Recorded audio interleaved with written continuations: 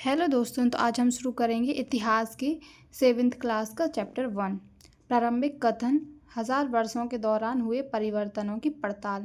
मतलब जो पहले हजारों वर्षों पहले जो परिवर्तन हुए उनके बारे में खोजबीन करेंगे, उनके बारे में जानकारियाँ जुटाएंगे आज हम। तो हम शुरू करते हैं। ये जो मानचित्र है ये भूगोलवेत्ता अल इंद्रीसी ने 1154 में बनाया था। यह जो नक्शा दिया गया है वह दुनिया के बड़े मानचित्रों का एक हिस्सा है और भारतीय उपमहाद्वीप को दर्शाता है। और ये एक चित्र है, ये फ्रांसीसियों द्वारा 1720 में बनाया था। दोनों नक्शे एक ही इलाके के हैं मगर उनमें काफ़ी अंतर है। अल इंद्रीसी के नक्शे में दक्षिण भारत उस जगह है जहां हम आज उत्तर भारत ढूंढेंगे और श्रीलंका का द्वीप ऊपर की तरफ है। जगहों के नाम अरबी में दिए गए हैं और उनमें कुछ जाने पहचाने नाम भी हैं, जैसे कि यूपी का कन्नौज। यह लगभग 600 वर्ष बाद बनाया गया। इस कालावधि में उपमहाद्वीप के बारे में काफ़ी सूचनाएं बदल गई हैं। यह नक्शा हमें ज़्यादा परिचित लगेगा। इसमें विशेषकर तटीय इलाकों के बारीक ब्यौरे देखकर आश्चर्य होता है।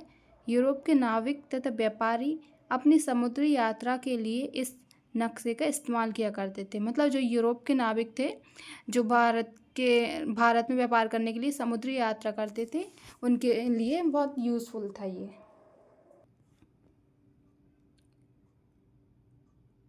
इतना ही महत्वपूर्ण एक बात यह है कि दूसरे युग तक मानचित्र अंकन का विज्ञान भी बहुत बदल गया था। मतलब अब जो दूसरा युग था वहाँ पे मानचित्र को आंकने का जो अंकल था, देखने का, वो बदल गया था। इतिहासकार जब बीते युगों के दस्तावेजों, नक्शों और लेखों का अध्ययन करते हैं तो उनके लिए उन सूचनाओं के संदर्भ का, उनकी भिन्न भिन्न ऐतिहासिक पृष्ठभूमियों का ध्यान रखना जरूरी है। नई और पुरानी शब्दावली। अगर समय के साथ साथ सूचनाओं के संदर्भ बदलते हैं तो भाषा और अर्थों के साथ क्या होता है, मतलब समय के साथ साथ सूचनाओं का संदर्भ जैसे बदलते हैं बहुत सी चीज़ें, उसके साथ क्या भाषा और उनके अर्थ भी बदल जाते हैं। ऐतिहासिक अभिलेख कई तरह की भाषाओं में मिलते हैं और ये भाषाएं भी समय के साथ साथ बहुत बदलती हैं। मतलब हाँ, भाषाएं भी बदलती हैं समय के साथ। उदाहरण के लिए मध्य युग की फ़ारसी आधुनिक फ़ारसी भाषा से भिन्न है। ये भिन्नता सिर्फ व्याकरण और शब्द भंडार में ही नहीं आई, उस समय के साथ शब्दों के अर्थ भी बदल जाते हैं। जैसे कि हिंदुस्तान शब्द ही देखते हैं आज हम इसे आधुनिक राष्ट्र राज्य भारत के अर्थ में लेते हैं। 13वीं सदी में जब फारसी के इतिहासकार मिन्हाज ए सिराज ने हिंदुस्तान शब्द का प्रयोग किया था तो उसका आशय पंजाब, हरियाणा और गंगा यमुना के बीच में स्थित इलाकों से था। मतलब जो आज हम भारत देश के नाम से जानते हैं, वह पहले पंजाब, हरियाणा, गंगा यमुना के बीच में जो इलाके थे इनके नाम से जाना जाता था। उसने इस शब्द का राजनीतिक अर्थ में उन इलाकों के लिए इस्तेमाल किया जो दिल्ली के सुल्तान के अधिकार क्षेत्र में आते थे। सल्तनत के प्रसार के साथ साथ इस शब्द के अंतर्गत आने वाले क्षेत्र भी बढ़ते गए, लेकिन हिंदुस्तान शब्द में दक्षिण भारत का समावेश कभी नहीं हुआ। इनके विपरीत 16वीं सदी के आरंभ में बाबर ने हिंदुस्तान शब्द का प्रयोग इस उपमहाद्वीप के भूगोल, पशु पक्षियों और यहाँ के निवासियों की संस्कृति का वर्णन करने के लिए किया। मतलब बाबर ने हिंदुस्तान के अंदर जो चीज़ें, संस्कृति है, वहाँ के पशु पक्षी, वहाँ का भूगोल, इन सब को दर्शाने के लिए, मतलब इन सब के लिए वर्णन के लिए किया। यह प्रयोग 14वीं सदी के कवि अमीर खुसरो द्वारा प्रयुक्त शब्द हिंद के ही कुछ समान था, मगर जहाँ भारत को एक भौगोलिक और सांस्कृतिक शब्द के रूप में पहचाना जा रहा था, वहाँ हिंदुस्तान शब्द से वे राजनीतिक और राष्ट्रीय अर्थ नहीं जुड़े थे जो आज हम जोड़ते हैं। किसी भी शब्द का प्रयोग करने में इतिहासकारों को बहुत सावधान रहना चाहिए क्योंकि अतीत में उन शब्दों के कुछ अलग ही अर्थ थे। उदाहरण के लिए विदेशी जैसा सीधा साधा शब्द ही देखते हैं हम कि आज इसका अर्थ होता है ऐसा व्यक्ति जो भारतीय ना हो, बाहर का हो, मतलब बाहरी देश का। लेकिन पहले किसी गांव से दूसरे गांव में अगर कोई लोग जाता है तो उसे लोग विदेशी बोलते थे। अनजान व्यक्ति को जो उस समय सांस्कृतिक अंग नहीं हो विदेशी कहलाता था। इसलिए किसी नगरवासी के लिए वनवासी विदेशी होता है, किंतु एक ही गांव में रहने वाले दो किसान अलग अलग धार्मिक या जाति परंपराओं से जुड़े होने पर भी एक दूसरे के लिए विदेशी नहीं होते। मतलब जो पहले के लोग थे, अगर एक शहर से दूसरे शहर भी जाते थे तो बोलते थे हम परदेश जा रहे हैं या विदेश जा रहे हैं, ऐसा कुछ ऐसा करके बोलते थे। इतिहासकार और उनके स्रोत। इतिहासकार किस युग का अध्ययन करते हैं और उनकी खोज की प्रकृति क्या है, इसे देखते हुए वे अलग अलग तरह के स्रोत का सहारा लेते हैं। उदाहरण के लिए जैसे हमने पिछली क्लास में पढ़ा था गुप्त वंश और हर्षवर्धन के बारे में, ऐसे 700 से 750 ईस्वी तक लगभग 1000 वर्षों के बारे में पढ़ेंगे। इस काल के अध्ययन के लिए इतिहासकार जिन स्रोतों का प्रयोग करते हैं उनमें आपको बहुत सी चीज़ें ऐसी मिलेंगी जो पिछले युग से वैसे ही चली आ रही हैं। इतिहासकार इस काल के बारे में सूचना इकट्ठी करने के लिए अभी भी सिक्कों, शिलालेखों, स्थापत्य तथा लिखित सामग्रियों पर निर्भर करते हैं। मतलब जो पहले की चीज़ें, पुरानी चीज़ें, इतिहास के बारे में जानने के लिए हम अभी भी इन चीज़ों का प्रयोग करते हैं। इन्हीं से हमें पता चलता है कि क्या इतिहास था, कैसा क्या रहा। ये हमें सिक्कों के माध्यम से, शिलालेखों के माध्यम से और स्थापत्य तथा लिखित सामग्री पर मिलता है। पर पहले से कुछ काफ़ी बातें भिन्न भी हैं। इस युग में प्रमाणिक लिखित सामग्री की संख्या और विविधता आश्चर्यजनक रूप से बढ़ गई। इसके आगे इतिहासकार सूचनाओं के दूसरे प्रकार के स्रोत का इस्तेमाल भी धीरे धीरे कम करने लगे। इस समय के दौरान कागज़ क्रमशः सस्ता होता गया और बड़े पैमाने पर भी उपलब्ध होने लगा। मतलब पहले वो ताड़पत्रों में लिखते थे कोई भी चीज़, अब कागज़ बनने लगा और उस पर छपने लगे। लोग धर्म ग्रंथ, शासकों के वृत्तांत, संतों के लेखन तथा उपदेश, अर्जियाँ, अदालतों के दस्तावेज, हिसाब तथा करों के खाते आदि लिखने में इसका उपयोग करने लगे। धनी व्यक्ति, शासक, जन, मठ तथा मंदिर पांडुलिपियाँ एकत्रित किया करते थे। इन पांडुलिपियों को पुस्तकालयों तथा अभिलेखागारों में रखा जाता है। इन पांडुलिपियों तथा दस्तावेजों से इतिहासकारों को बहुत सारी विस्तृत जानकारी मिलती है, मगर साथ ही इनका उपयोग कठिन है। उन दिनों छापे खाने तो थे नहीं, इसलिए लिपिक या नकल 20 हाथ से ही पांडुलिपियों की प्रकृति बनाते थे। अगर आपने कभी किसी मित्र के गृह कार्य की नकल उतारी है तो आप जानते होंगे ये काम आसान नहीं है कि किसी की नकल हूबहू उतारना। कभी कभी आपको अपने मित्र की लिखावट समझ में नहीं आती होगी और कभी उसको मजबूर होकर अंदाज़े लगाना पड़ता है। जैसे ये हम देख सकते हैं, ये चित्र, ये किसी प्राकृतिक लिपिक किसी पांडुलिपि की नकल कर रहा है।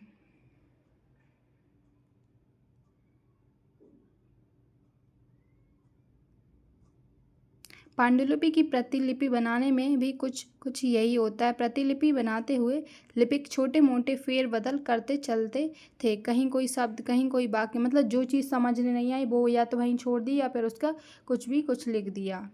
सदी दर सदी प्रतिलिपियों की भी प्रतिलिपियाँ बनती रहीं और अंततः एक ही मूल ग्रंथ की भिन्न भिन्न प्रतिलिपियाँ एक दूसरे से बहुत ही अलग हो गईं।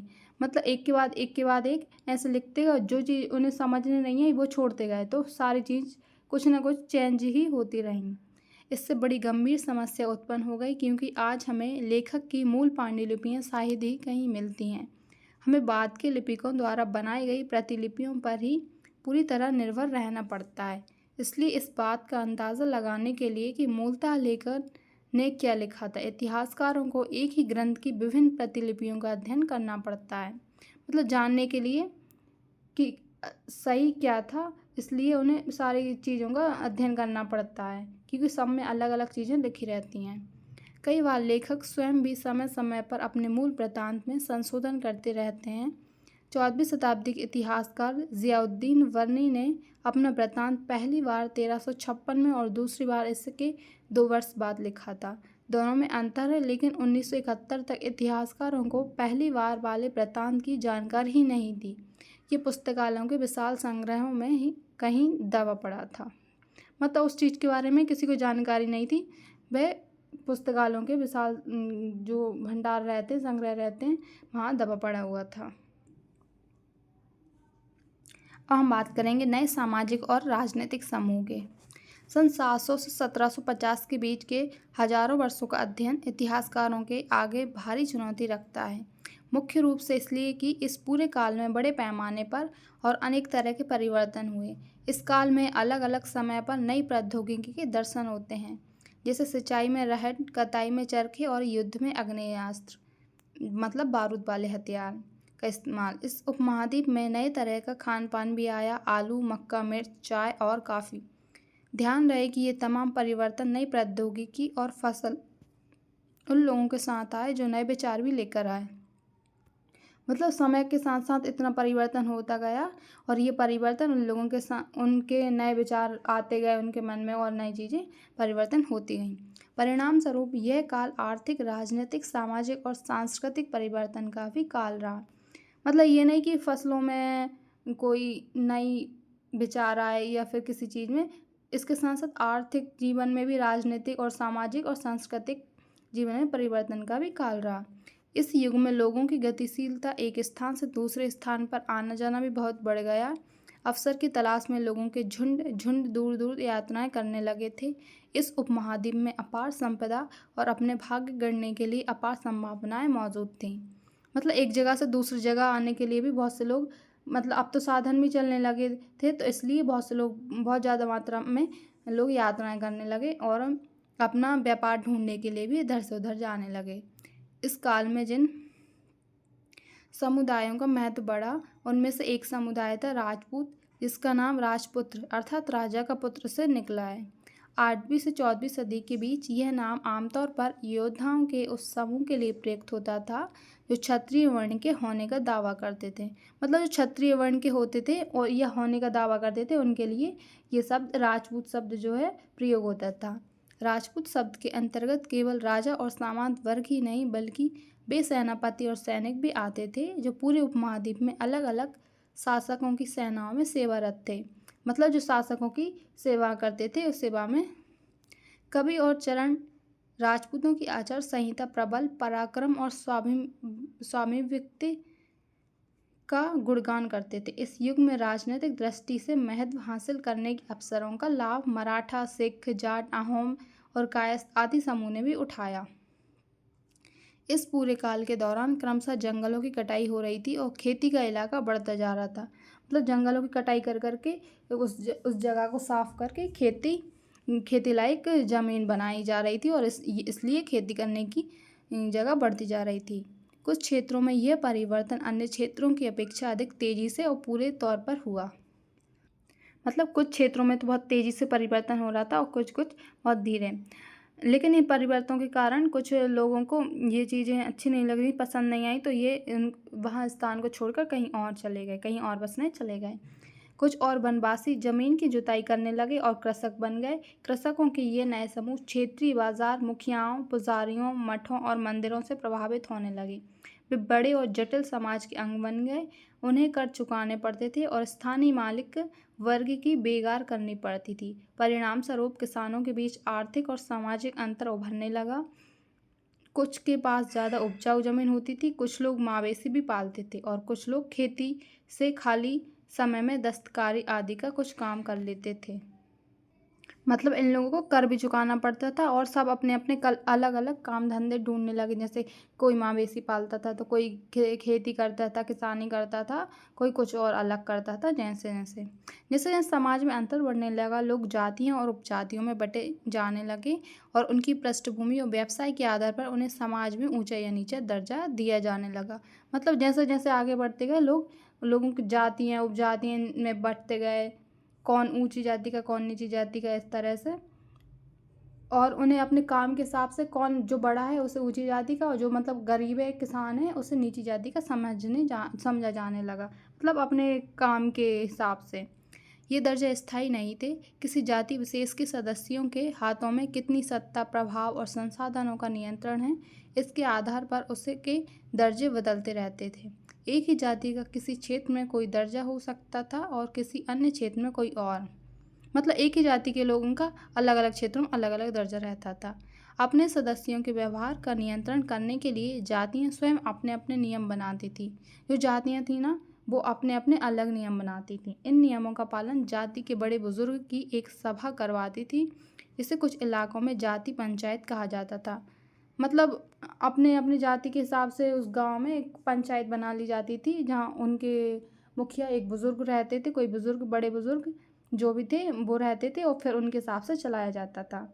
लेकिन जातियों के अपने निवास के गांव के रिवाजों का पालन भी करना पड़ता था। इसके अलावा कई गांवों पर मुखियाओं को शासन होता था। मिलाकर वे किसी राज्य की एक छोटी इकाई भर होती थी। मतलब गांव में एक मुखिया होता था, फिर उसी के हिसाब से छोटा शासन बोल सकते हैं जिसे, उस हिसाब से चलता था। अब हम बात करते हैं क्षेत्र और साम्राज्य की। जैसे चोल, तुगलक या मुगल जैसे बड़े बड़े राज्यों के अंतर्गत कई सारे क्षेत्र आ जाते थे। दिल्ली के सुल्तान गयासुद्दीन बलबन, जो 1266 से 1287 तक रहे, की प्रशंसा में एक संस्कृत प्रशस्ति में उसे एक विशाल साम्राज्य का शासक बताया गया, जो पूर्व में बंगाल से लेकर पश्चिम में अफगानिस्तान के गजनी तक फैला हुआ था, और जिसमें संपूर्ण दक्षिण भारत भी आ जाता था। गौड़, आंध्र, केरल, कर्नाटक, महाराष्ट्र और गुजरात आदि भिन्न भिन्न क्षेत्र के लोग उनकी सेना के आगे पलायन कर जाते थे। इतिहासकार विजय अभियान के इन दावों को अतिशयोक्तिपूर्ण मानते हैं। साथ ही वे यह समझने की कोशिश में भी लगे रहते हैं कि शासक लोग इस उपमहाद्वीप के भिन्न भिन्न भागों पर अपने अधिकार का उल्लेख क्यों करते हैं। मतलब हमें एक प्रशस्ति से पता चलता है कि उनका शासन कैसा था, मतलब वो कैसे काम करते थे, इस सब के बारे में हमें इससे पता चला है। हम बात करते हैं भाषा तथा क्षेत्र की। सन 1318 में कवि अमीर खुसरो ने इस बात पर गौर किया था कि इस देश के हर क्षेत्र की एक अलग भाषा है। सिंधी, लाहौरी, कश्मीरी, दूर समुद्री, दक्षिण कर्नाटक जिसे बोलते हैं, तेलंगानी जो आंध्र प्रदेश में है, गुजरी गुजरात में है, महावरी तमिलनाडु में है, गौड़ी बंगाल में, अवधी पूर्वी उत्तर प्रदेश में, और हिंदवी दिल्ली के आसपास के क्षेत्र में प्रयोग की जाती है। अमीर खुसरो ने आगे बताया कि इन भाषाओं के विपरीत एक भाषा संस्कृत भी है, जो किसी विशेष क्षेत्र की भाषा नहीं है। ये एक प्राचीन भाषा है जिसे केवल ब्राह्मण जानते हैं और आम जनता नहीं। मतलब जिसका प्रयोग ब्राह्मण लोग करते हैं, वेद शास्त्रों में जो लिखी रहती है, वो संस्कृत भाषा है और प्राचीन भाषा है, जिसे ज़्यादा आम लोगों के नहीं जानते हैं। अमीर खुसरो द्वारा उल्लेखित भाषाओं की एक सूची बनाएं। हम देखते हैं सन 700 तक कई क्षेत्रों के अपने अपने भौगोलिक आयाम तय हो चुके थे और उनकी अपनी भाषा तथा सांस्कृतिक विशेषताएं स्पष्ट हो गई थी। जैसे हमने पिछले में पढ़ा था, ये क्षेत्र विशेष शासक राजवंशों से भी जुड़े गए थे। इन राज्यों के बीच काफ़ी टकराहटें चलती रहती थीं। कभी कभी चोल, खलजी, तुगलक और मुगल जैसे राजवंश अनेक क्षेत्रों में फैले विशाल साम्राज्य भी खड़ा कर लेते थे। ये सभी साम्राज्य समान रूप से स्थिर या सफल नहीं हो पाते थे। 18वीं सदी में मुगल वंश पतन के ढलान पर था, फलस्वरूप क्षेत्रीय राज्य फिर से उभरने लगे। लेकिन वर्षों से जो सर्व क्षेत्रीय साम्राज्य का शासन चल रहा था, उससे क्षेत्रों की प्रकृति बदल गई थी। उन पर कई छोटे छोटे राज्यों का शासन चलता रहा था और उन राज्यों की बहुत सी बातें इस उपमहाद्वीप के अधिकतर भाग पर फैले इन क्षेत्रों को विरासत में मिली थी। इस तथ्य का पता हमें उन कई परंपराओं से लगता है जो इन क्षेत्रों में उभरी थी। इन परंपराओं में कुछ एक दूसरे से भिन्न और कुछ एक दूसरे के समान थीं। ऐसी परंपराएं हमें प्रशासन, अर्थव्यवस्था के प्रबंधन, उच्च संस्कृति तथा भाषा के संदर्भ में मिलती हैं। सन 700 से लेकर 1750 के बीच के 1000 वर्षों में इस विभिन्न क्षेत्रों की प्रकृति एक दूसरे से अलग अलग नहीं पनपती थी। हालांकि उनके चरित्र की अपनी विशेषताएं बनी रही थी, मगर समन्वय भी सर्व क्षेत्रीय ताकतों का प्रभाव भी उन पर पड़ा। हम देखते पुराने और नए धर्म। इतिहास के जिन हजारों वर्षों की पड़ताल हम कर रहे हैं, इनके दौरान धार्मिक परंपराओं में कई बड़े परिवर्तन आए। दैविक तत्वों में लोगों की आस्था कभी कभी बिल्कुल ही वैयक्तिक स्तर पर होती थी, मगर आमतौर पर इस आस्था का स्वरूप सामूहिक होता था। मतलब जैसे जैसे परिवर्तन होते गए, हमारे धर्म में भी परिवर्तन आते गए। किसी दैविक तत्व में सामूहिक आस्था यानी धर्म प्रायः स्थानीय समुदायों के सामाजिक और आर्थिक संगठन से संबंधित होती थी। जैसे जैसे इन समुदायों का सामाजिक संसार बदलता गया, वैसे ही इनकी आस्थाओं में भी परिवर्तन आता गया। मतलब जैसे जैसे समाज में ये चीज़ें होने लगी, सामाजिक संसार बदलता गया, वैसे इनकी आस्था में भी परिवर्तन होता गया। आज हम जिसे हिंदू धर्म कहते हैं उसमें भी इस युग में महत्वपूर्ण बदलाव आए। इन परिवर्तन में से कुछ थे नए देवी देवताओं की पूजा, राजाओं द्वारा मंदिरों का निर्माण और समाज में पुरोहितों के रूप में ब्राह्मणों को बढ़ावा, बढ़ता महत्व एवं बढ़ती सत्ता आदि। मतलब पहले तो एक दो देवी देवता रहते थे, अब जैसे जैसे आगे बढ़ते गए बहुत से देवी देवता, उनके मंदिर बनवाना, जो राजाओं के द्वारा निर्माण किया जाता था, और पुरोहितों के रूप में ब्राह्मण का महत्व बढ़ा और उनकी भी सत्ता बढ़ने लगी। संस्कृत ग्रंथों के ज्ञान के कारण समाज में ब्राह्मणों का बड़ा आदर होता था। इनके संरक्षक थे नए नए शासक जो स्वयं प्रतिष्ठा की चाह में थे। इन संरक्षकों का समर्थन होने के कारण समाज में इनका दबदबा और भी बढ़ता गया। इस युग में एक महत्वपूर्ण परिवर्तन भक्ति की अवधारणा के रूप में आया। इसमें ईश्वर की कल्पना एक ऐसे प्रेमल इष्ट देवी देवता के रूप में की गई जिस तक पुजारियों के विशद कर्मकांड के बिना ही भक्त स्वयं पहुंच सके। इस विषय में और साथ ही दूसरी परंपराओं के बारे में हम अध्याय 6 में पढ़ेंगे। मतलब जो भक्ति के बारे में, जो देवी देवताओं के बारे में ज़्यादा जानकारी हम अगले अध्याय 6 में पढ़ेंगे। यही वह युग था जिसमें उपमहाद्वीप नए नए धर्मों का भी आगमन हुआ। कुरान शरीफ का संदेश भारत में पहल 7वीं सदी में व्यापारिक और अप्रवासियों के जरिए पहुंचा। मुसलमान कुरान शरीफ को अपना धर्म ग्रंथ मानते हैं, केवल एक ईश्वर अल्लाह की सत्ता को स्वीकार करते हैं। मतलब जो मुस्लिम लोग हैं वो कुरान शरीफ को ही अपना ग्रंथ मानते हैं और एक अल्लाह में विश्वास रखते हैं, जिसका प्रेम, करुणा और उदारता अपने में आस्था रखने वाले हर व्यक्ति को गले लगाता है, चाहे वह उस व्यक्ति की सामाजिक पृष्ठभूमि कुछ भी हो। कई शासक इस्लाम और इसके विद्वान, धर्मशास्त्रियों और न्यायशास्त्रियों अर्थात उलेमा को संरक्षण देते हैं। हिंदू धर्म की भांति इस्लाम के अनुयायी भी अपने धर्म की अलग अलग तरह से व्याख्या करते हैं। मुसलमानों में कुछ शिया थे जो पैगंबर साहब के दामाद अली को मुसलमान का विधि संबद्ध नेता मानते थे, और कुछ सुन्नी थे जो खलीफाओं के प्रभुत्व को स्वीकार करते थे। इस्लाम के आरंभिक दौर में इस धर्म का नेतृत्व करने वाले खलीफा कहलाते थे। मतलब जो लोग इस धर्म का नेतृत्व करते थे, पालन करते थे, वह खलीफा कहलाते थे, और आगे भी इनकी परंपरा चलती रही। इस्लामी न्याय सिद्धांत की विभिन्न परंपराओं में भी कई महत्वपूर्ण अंतर हैं। ऐसे ही धर्म सिद्धांत तथा रहस्यवादी विचारों को लेकर विभिन्नता देखने को मिलती हैं। अब हम बात करेंगे समय और इतिहास के कालखंडों पर विचार। इतिहासकार समय को केवल घड़ी या कैलेंडर की तरह नहीं देखते, यानी कि केवल घंटों, दिनों या वर्षों के भीतर बीतने के रूप में ही नहीं देखते। उनका नज़रिया यह है कि समय सामाजिक और आर्थिक संगठन में आने वाले परिवर्तनों को झलकाना है, ये दिखलाना है कि विचारों और विश्वासों में कितना स्थायित्व रहा है और कितना परिवर्तन आया है। मतलब एक कैलेंडर के ये नहीं कि उस कितने घंटे, कितने दिन, कितने वर्ष, ये नहीं, इसके अलावा जो परिवर्तन आया उसके बारे में बतलाना है उनका।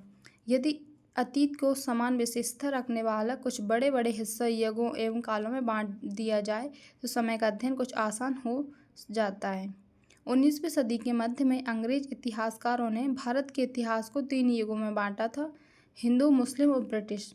ये विभाजन इस विचार पर आधारित था कि शासकों का धर्म ही एकमात्र महत्वपूर्ण ऐतिहासिक परिवर्तन होता है और अर्थव्यवस्था, समाज और संस्कृति में और कोई भी महत्वपूर्ण बदलाव नहीं आता। इस दृष्टिकोण में इस उपमहाद्वीप की अपार विविधता की भी उपेक्षा हो जाती है।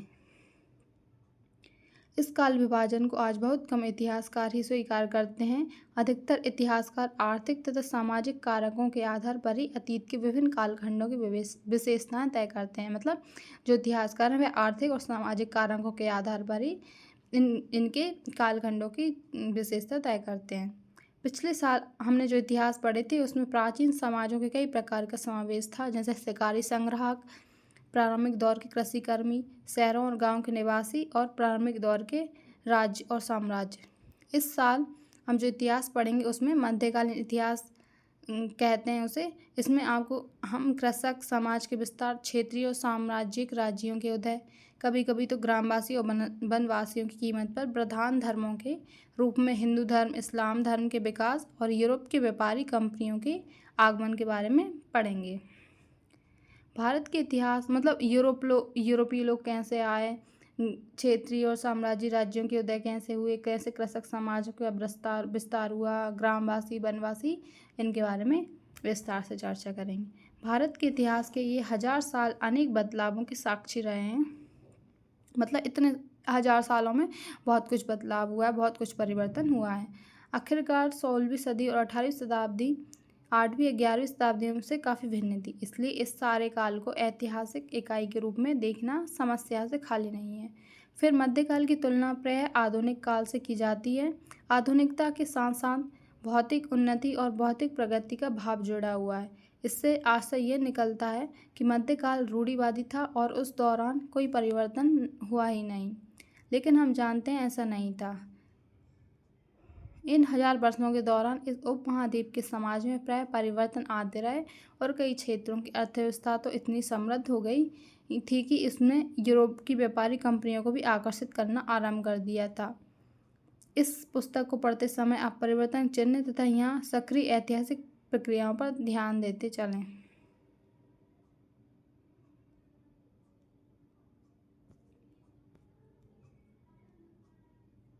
तो ये चैप्टर होता है समाप्त। मतलब अब आगे के चैप्टरों में हम यही पढ़ेंगे कैसे क्या बदलाव होते गए, कैसे क्या व्यापार यूरोप कंपनियों का आगमन होता है, व्यापार चलते हैं इस कारण से।